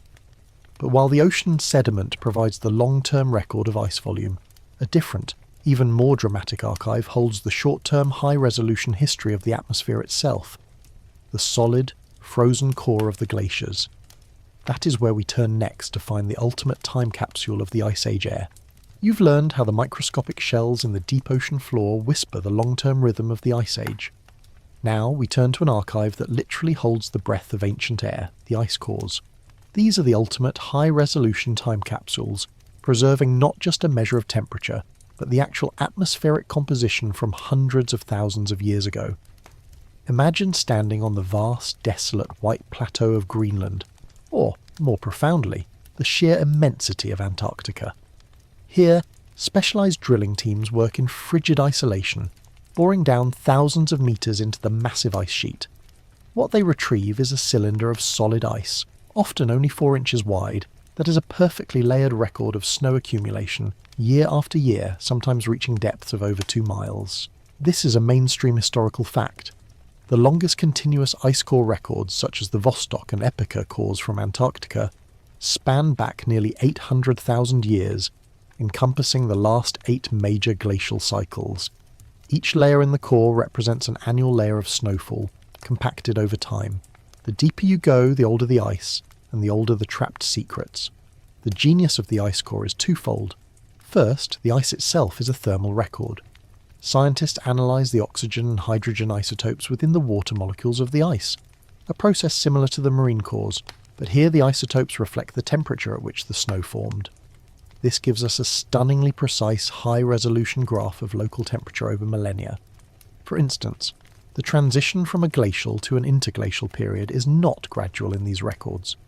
It can appear as a sudden, massive spike, confirming the terrifying speed of those Dansgaard-Ushka events we discussed earlier. Second, and most incredibly, the ice acts as a perfect preservative for the ancient atmosphere. As snow falls and compacts into ice, tiny bubbles of air are trapped within the solid matrix. These bubbles are actual, pristine samples of the air your Ice Age ancestors breathed, the very air that existed at the time the snow fell. This is a quirky or fringe tidbit. By melting or crushing the ice and analysing the gas in these bubbles, scientists can measure the precise concentration of greenhouse gases, primarily carbon dioxide, CO2, and methane, CH4, that were present in the atmosphere at any given point in the deep past. The results from analysing these trapped gases provided one of the most powerful scientific revelations of the late 20th century. The ice core data showed an undeniable, elegant correlation between temperature and greenhouse gas concentrations. When the temperature was low, glacial periods, the CO2 and CH4 were low. When the temperature rose, interglacial periods, the gas levels rose. This demonstrates that while the Milankovitch cycles may initiate the change, the resulting release of gases from the oceans and permafrost acts as a massive amplifier, taking the Earth deeper into or further out of a cold state. The Earth's climate engine has accelerator pedals, and greenhouse gases are a crucial one. For your Ice Age ancestor, this meant that the environment wasn't just getting colder. The very composition of the air was changing, affecting global weather patterns, wind speed, and the overall aridity of the steppe. The changing gas concentrations didn't happen in a void. They were inextricably linked to the exposure of the continental shelves and the shifting circulation of the ocean. The analysis of ice cores leads directly to a crucial debate that historians still argue whether the change in atmospheric CO2 concentration during the Ice Age cycles was primarily a cause forcing the temperature change or in effect a feedback loop following the orbital changes. The data shows CO2 changed slightly lagging temperature change at the start of deglaciation, suggesting it acted as a powerful feedback mechanism. But once the change is underway, the gases become a forcing factor, amplifying the initial warming or cooling trend. The distinction is crucial for understanding climate sensitivity and the inertia of the global system. The level of detail in these cores is staggering. They can record volcanic eruptions in distant parts of the world through layers of fine ash, or tephra. They can record global forest fires and desert dust storms, which manifest as distinct dark layers. They even provide annual records of solar activity and cosmic ray flux. It's an entire multi-layered history book written in frozen water. Imagine holding a section of this core in your hands. You're holding a solid piece of time, a chunk of Ice Age weather. This very ice, formed from snow that fell when mammoths roamed the steppe and your ancestors first carved bone needles, contains the chemical fingerprint of that ancient world. The precision and continuity of the ice core record, paired with the deep-sea sediment record, give us the confidence to speak with authority about the scale and timing of the Ice Age climate swings. This understanding is paramount to placing your ancestors' struggle in its true context. They weren't fighting a static, endless winter. They were fighting a planet in dynamic, rapid, and often unpredictable thermal flux. Their ability to survive those quick, brutal swings, recorded so clearly in the ice, is the ultimate testament to their adaptive genius. As we move forward, armed with the knowledge of these global rhythms, we can now appreciate a subtler, yet equally vital aspect of Ice Age survival: the hidden havens where life managed to persist, even during the coldest peaks, known as refugia. You've mastered the grand, planetary forces of the Ice Age, the ice sheets, the cycles, and the deep time archives. But to truly understand how life, and more importantly your ancestors, survived the darkest, coldest extremes of the glacial maximum, you must zoom in on a subtler, more hopeful concept: refugia. These were the hidden green pockets, the isolated sanctuaries where life stubbornly persisted, acting as biological lifeboats during the surrounding environmental catastrophe. The traditional image of the glacial maximum is one of monolithic ice sheets and barren tundra, stretching from horizon to horizon. However, this is geologically inaccurate. This is a mainstream historical fact. Even at the peak of the coldest periods, there were ice-free zones scattered across the globe where pockets of plant and animal life, including human populations, were able to survive, sheltered from the most intense cold. These areas, known as refugia, were critical reservoirs of biodiversity and the staging grounds from which ecosystems and human cultures re-expanded when the climate began to warm. Imagine the European refugia. As the Fennoscandian ice sheet pushed south, it compressed life into three major southern peninsulas: Iberia, Spain and Portugal, Italy, and the Balkans. These areas, buffered by the Mediterranean Sea and possessing complex mountainous topographies, offered crucial diversity of climate and terrain. A valley facing south, for example, might be just warm enough to sustain a small forest, while the northern slopes remained permanently frozen.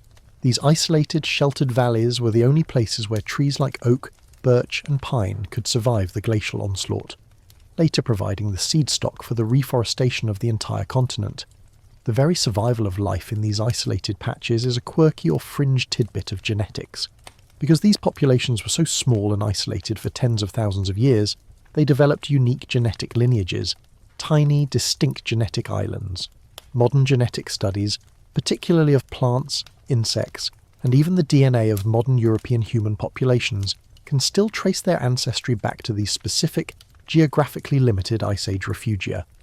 The history of the Ice Age is written not just in stone and ice, but in the subtle mutations of plant and animal genomes.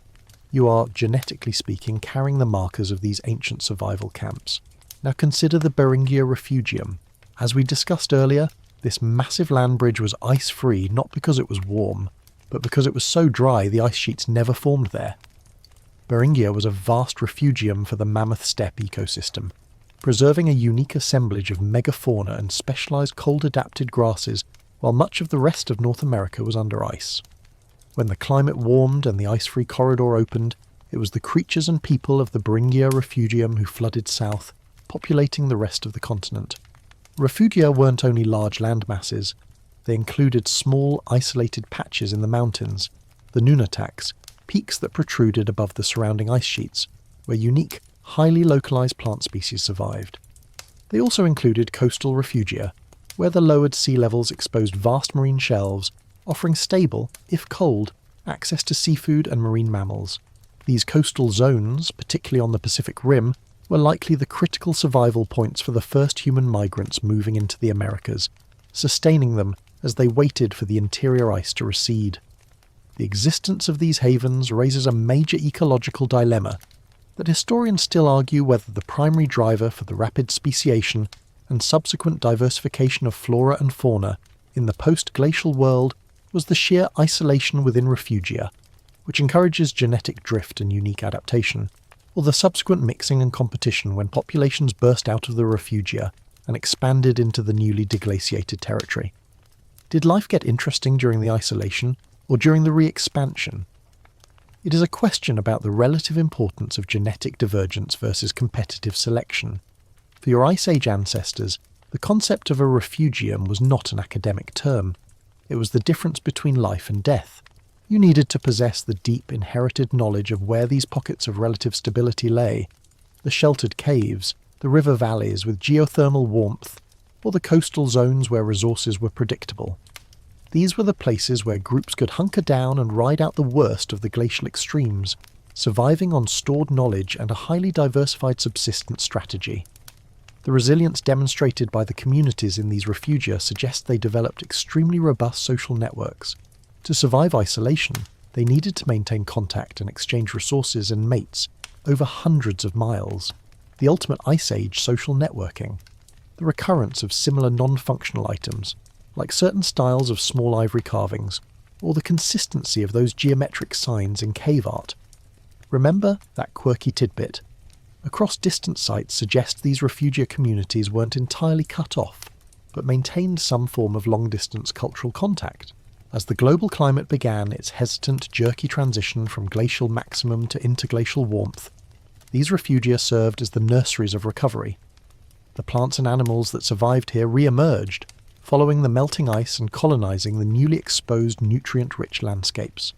However, the very movement out of the refugia marked the beginning of a new, catastrophic era. The environmental stress, the re-emergence of life, and the expansion of the cleverest predator ever known, coincided with a dramatic, tragic event that would fundamentally redefine the planet, the Great Extinction. The massive herds that dominated the steppe were about to vanish forever, and the role of humans in that collapse is the unsettling topic we must address next. You've emerged from the security of the refugia, armed with the knowledge and technology perfected in the deep cold. As the Earth begins its hesitant shift towards warmth, you are witnessing the world change at a dizzying pace. But this change is accompanied by a massive, tragic ecological collapse, the Quaternary extinction event, often called simply the Great Extinction. This event, which peaked roughly 15,000 to 10,000 years ago, saw the rapid and complete annihilation of the majority of the massive creatures that define the Ice Age, the megafauna. The sight is devastating. The herds you have relied on, the very engines of the mammoth steppe, are shrinking. The giant ground sloths, the woolly rhinoceros, the cave lions, the dire wolves, and most famously, the magnificent woolly mammoths themselves are vanishing from the landscape. This is a mainstream historical fact.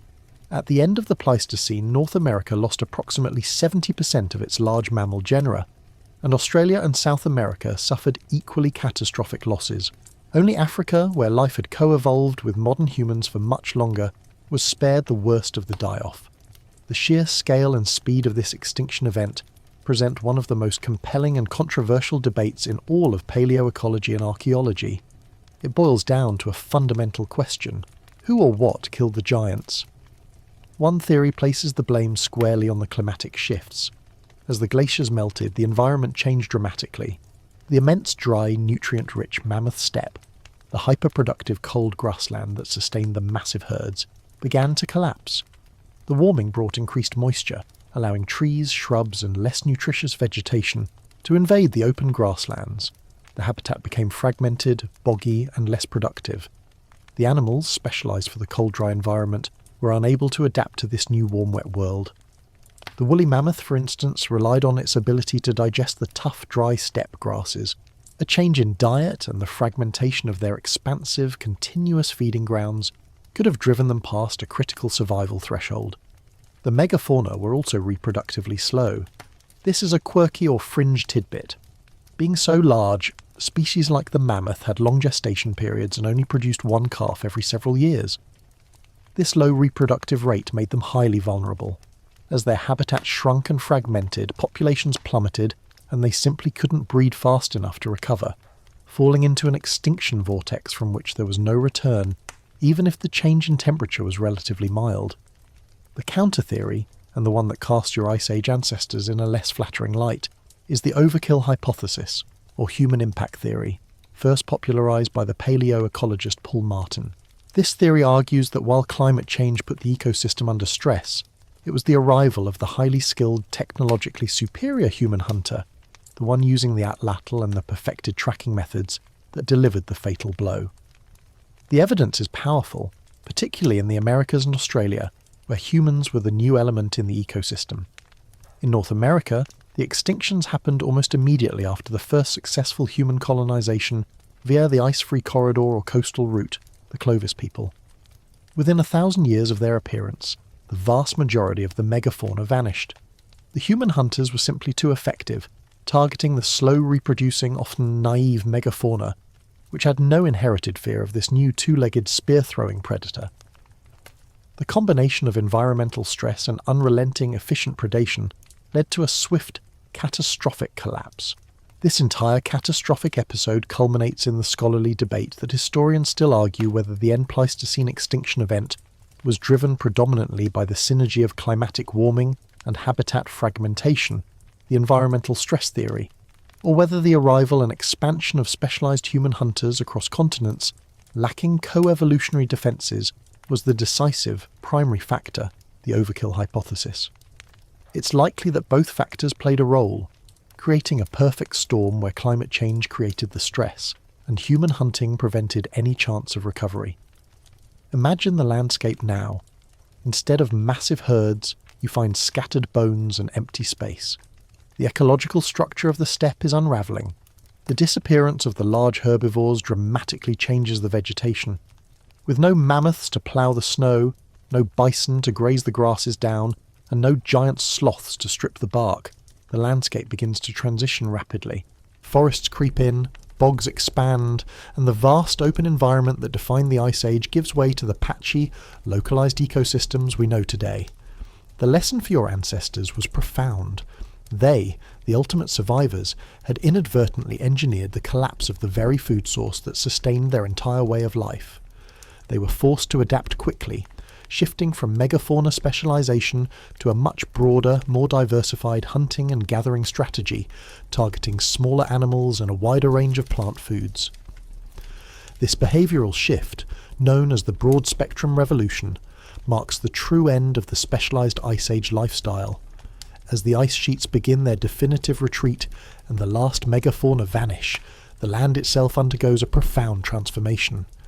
The immense weight of the ice is finally lifted, and the process of rebound and reshaping begins, leaving behind the modern landscape we recognise. The Ice Age has truly ended and the new world is born.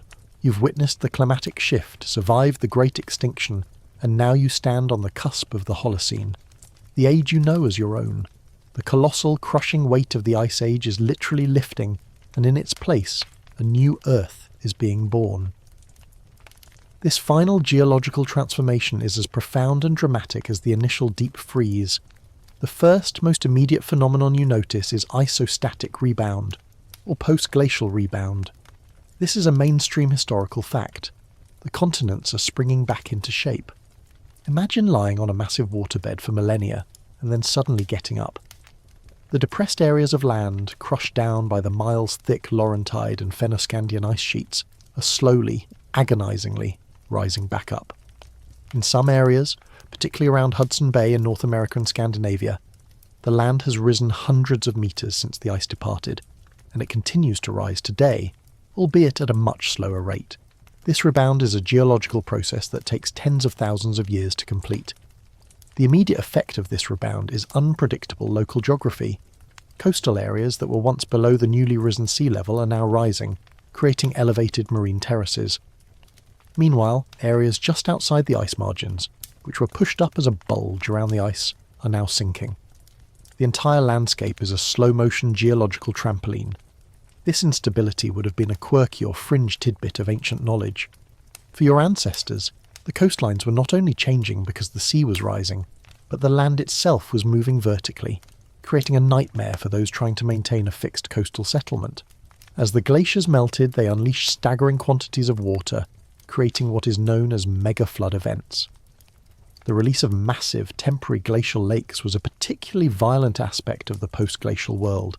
The most famous example is Glacial Lake Agassiz, an enormous body of water, larger than all of the modern Great Lakes combined, that was trapped by the retreating ice in central North America.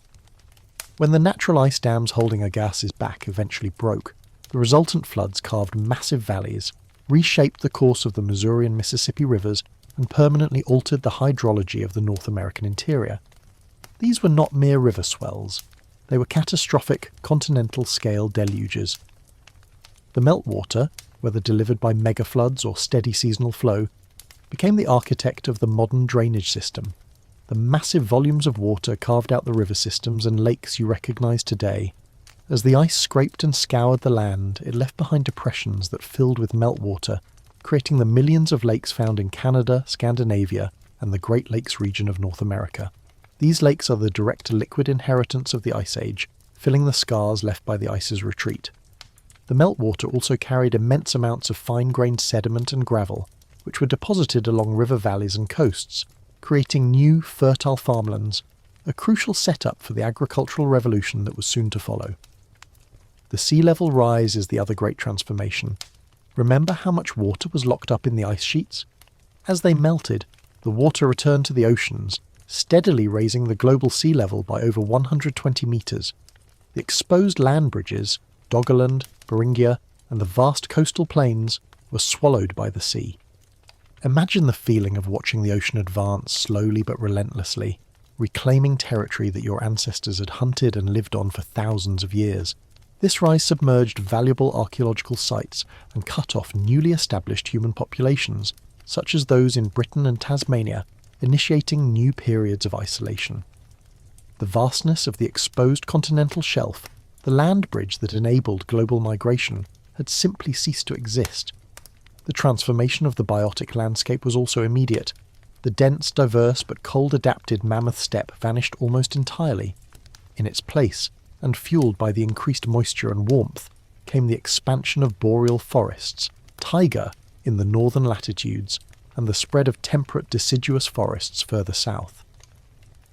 This change was difficult for your ancestors. The open landscape that favoured cooperative hunting of massive herds was replaced by forests, requiring new hunting techniques, new tool sets, and a shift towards smaller, more dispersed prey and gathering strategies. The profound scale of this shift leads directly to a crucial dilemma that historians still argue whether the pace of ecosystem transformation from steppe to forest was primarily a function of the direct climatic warming, the push from above, or whether the collapse of the megafauna, the loss of the ecosystem's engineering animals, was the greater determinant in allowing tree species to finally dominate the landscape. Did the climate kill the steppe, or did the humans, by eliminating the steppe's maintenance crew, the grazing giants, allow the forest to take over? The causality is still debated. You stand on a world fundamentally different from the one we introduced in Section 1. The air is warmer, the water flows, the coastlines are retreating, and the ground itself is slowly sighing upward in relief. The harsh, immense world of the megafauna is replaced by the patchy, familiar world of the Holocene. Yet, the Ice Age is not entirely gone. It has left an indelible mark on the topography, on the oceans, on the climate, and most importantly on the biology and culture of the human species. The final task is to look back and appreciate the profound legacy of this epoch on your modern existence. You have journeyed through the Great Cold, witnessed the rise and fall of giants, and survived the terrifying, rapid birth of the modern world. Now, as the snow recedes and the forests expand, we look back to understand the profound, enduring legacy of the Ice Age on the Earth, and most critically on you. The Pleistocene is not just a chapter in a history book, it is the fundamental precondition for your current existence. The most tangible, immediate legacy is carved into the geography of the land. This is a mainstream historical fact. Almost every major geographical feature in the northern latitudes is a product of glacial sculpting. Look at the Great Lakes of North America. They are massive, deep troughs gouged out by the Laurentide ice sheet, now filled with the meltwater of that same ice. The long, deep fjords of Norway, Greenland and British Columbia are U-shaped valleys carved by colossal tongue-like glaciers, now flooded by the rising post-glacial sea.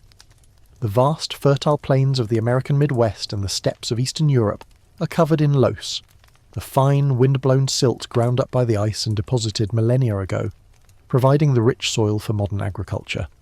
The world's topography is a giant frozen fossil of the Ice Age, and you are standing on its results.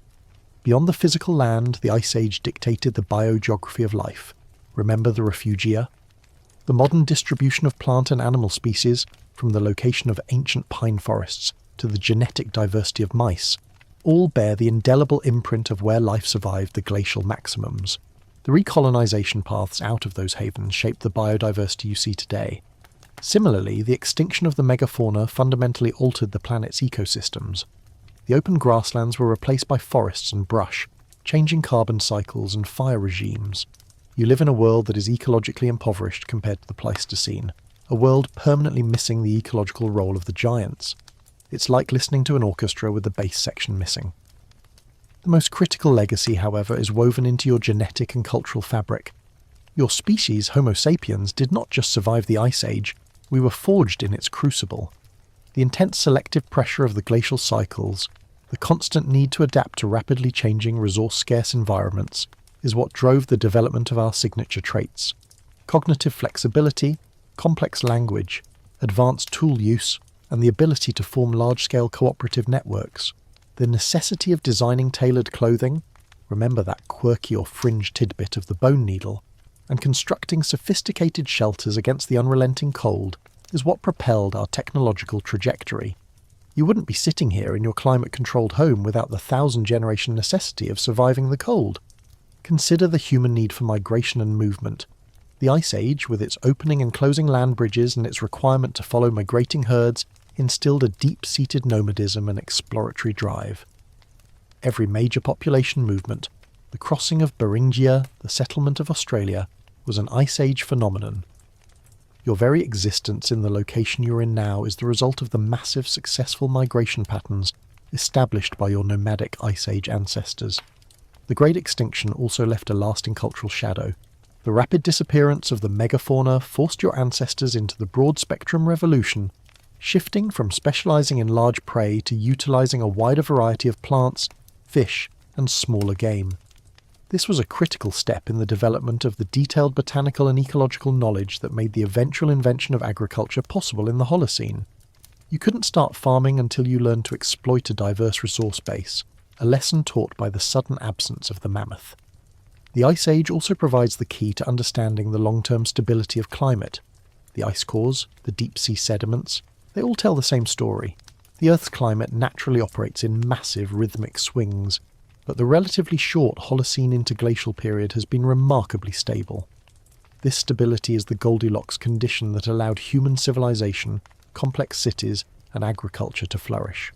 The Ice Age gave us the knowledge of what happens when the climate is volatile, making us appreciate the fragile equilibrium we currently inhabit. This realization brings us to the most contemporary aspect of the legacy. The Ice Age is not truly over. Geologically, we are simply in an interglacial pause. However, the data from the ice cores leads to the dramatic conclusion that historians still argue whether the current warming trend is merely an extreme, natural interstadial within the ongoing Quaternary Ice Age, as driven by the Milankovitch cycles, or whether the overwhelming concentration of anthropogenically released greenhouse gases has effectively terminated the natural cycle, initiating a new, unprecedented geological epoch, the Anthropocene. The Ice Age provided the baseline. Human activity has now become the dominant forcing agent, potentially overriding the cosmic rhythm that governed the last 2.6 million years. In essence, the Earth you know, the body you inhabit, and the mind you possess are all profound legacies of a long, cold, and challenging time. The Ice Age shaped the mountains, carved the valleys, determined the distribution of forests, and genetically selected for the most ingenious, cooperative, and adaptable creature on the planet, you. You are the inheritor of the fire, the tailored hide, the stone blade, and the spirit of the nomad.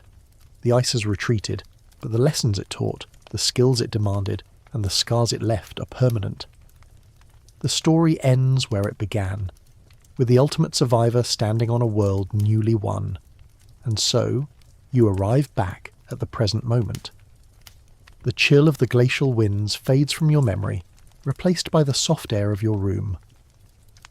Let the vast white landscapes of the Pleistocene recede now, dissolving into the darkness behind your eyes.